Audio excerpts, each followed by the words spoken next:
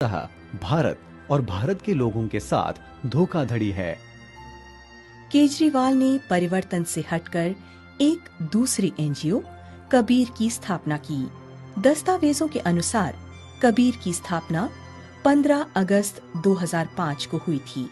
ये भी अवैधानिक था क्योंकि तब केजरीवाल सरकारी नौकरी में थे।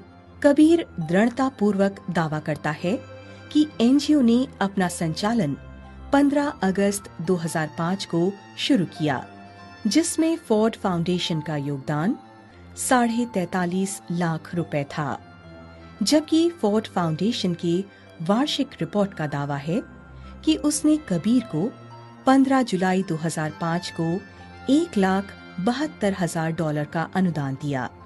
ये केवल षड्यंत्रकारी ही नहीं है कि फोर्ड फाउंडेशन ने कबीर को इसके शुरुआती सालों में फंडिंग की, बल्कि इसकी स्थापना के 1 महीना पहले ही अनुदान दिया।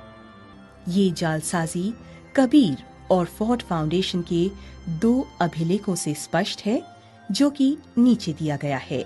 कबीर ने अपने वार्षिक रिटर्न्स में दिखाया है कि उसने 2005 और 2011 के बीच फोर्ड फाउंडेशन से 2 बार में 75,54,006 रुपए प्राप्त किए।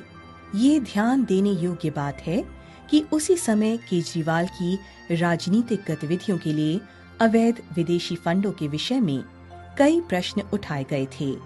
जांच के घेरे में आने पर 2012 में अचानक कबीर और परिवर्तन ने अपनी वेबसाइट बंद कर दी।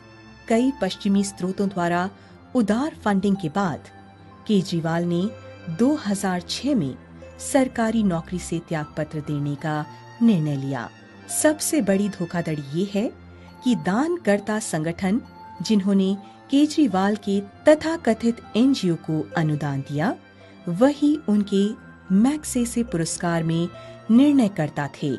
इसमें CIA शामिल है। बाद में भारत में फोर्ड फाउंडेशन के प्रतिनिधि स्टीवन सोलनिक ने 31 अगस्त 2012 को स्वीकार किया कि केजरीवाल के लिए मैग्सेसे अवार्ड का अनुदान उनके द्वारा दिया गया।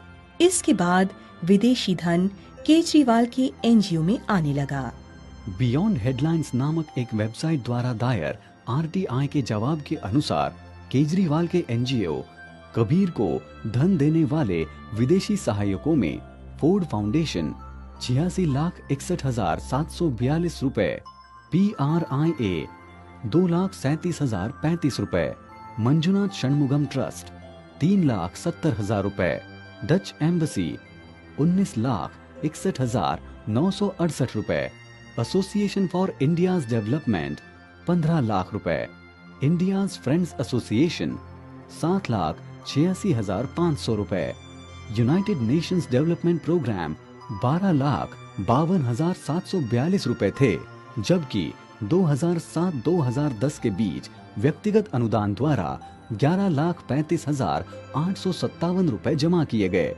क्या ये केवल एक संयोग मात्र है कि अपने सरकारी कार्यकाल के दौरान केजरीवाल ने दिल्ली के बाहर कभी कार्य नहीं किया और उनकी इस दलाली में कोई और नहीं बल्कि सोनिया गांधी मदद करती थी? ये अब अच्छी तरह से पता हो चुका है कि उनका कांग्रेस पार्टी से मजबूत गठबंधन है। क्या आप भ्रष्टाचार के लिए चिंतित हैं? क्या आप राष्ट्रीय सुरक्षा के विषय में चिंतित हैं? कई राष्ट्र विरोधी शक्तियों के साथ अरविंद केजरीवाल का संबंध मात्र एक राजनीतिक डर नहीं है, अपितु इस देश के लिए सुरक्षा का डर है। उनका मुख्य उद्देश्य भारत को अस्थिर करना है तथा विदेशी एजेंडा को लागू करना है।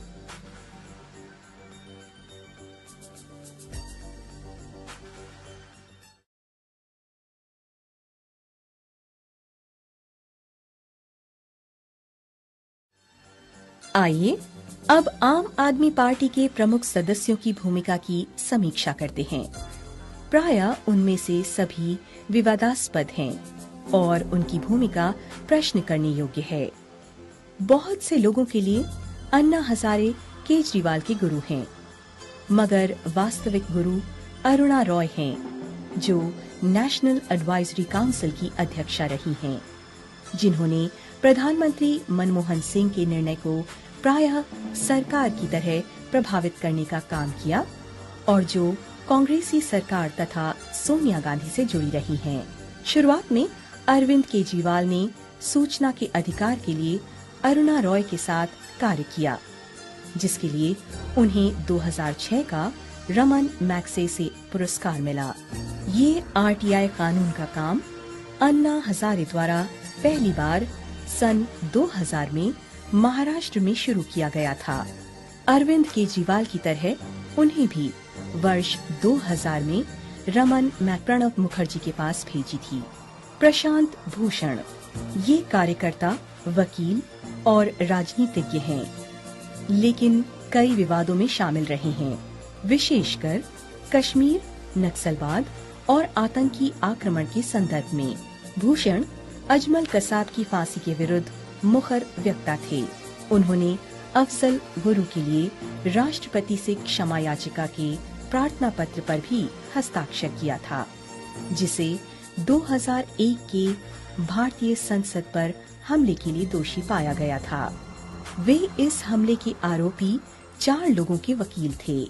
प्रशांत ने कश्मीर घाटी में आंतरिक खतरों से निपटने के लिए सेना लगाए जाने के वास्ते जनमत संग्रह कराने की मांग की थी। सुजाना अरुंधति रॉय, हम पहले ही जान चुके हैं कि कैसे वे एआईडी, अंगना और दूसरे छत्री समूह से जुड़ी हैं और अफजल गुरु के मृत्यु दंड को रुकवाना चाहती थीं। उन्होंने 2008 के मुंबई हमले को भी कश्मीर मामले से जोड़ा था। उन्होंने हमेशा नक्सलवाद के विरुद्ध सरकारी कार्रवाई की आलोचना की है, जबकि वास्तविकता ये है कि आतंकवाद के बाद भारत में नक्सलवाद एक बड़ा खतरा है। मनीष सिसोदिया आपके अधिकारी बनने के पहले एक सामाजिक कार्यकर्ता और पत्रकार थे। फोर्ड फाउंडेशन के अनुदान से चलने वाले कबीर फाउंडेशन के वो भी एक हिस्सा थे। उन्हें और उनकी पत्नी को उनके एक एनजीओ को प्राप्त विदेशी अनुदान के गलत उपयोग का दोषी पाया गया। योगेंद्र यादव 2004 से centre for the study of developing societies Delhi CSDS के वरिष्ठ सदस्य रहे हैं। वे यूनाइटेड प्रोग्रेसिव अलायंस UPA सरकार द्वारा स्थापित नेशनल एडवाइजरी काउंसिल NCA के शिक्षा के अधिकार के मुद्दे से जुड़े हुए थे। योगेंद्र यादव को जवाहरलाल नेहरू विश्वविद्यालय के ICSSR द्वारा अनुदान दिया जाता था, जिसे बाद में फोर्ड फाउंडेशन द्वारा अनुदान मिलने लगा।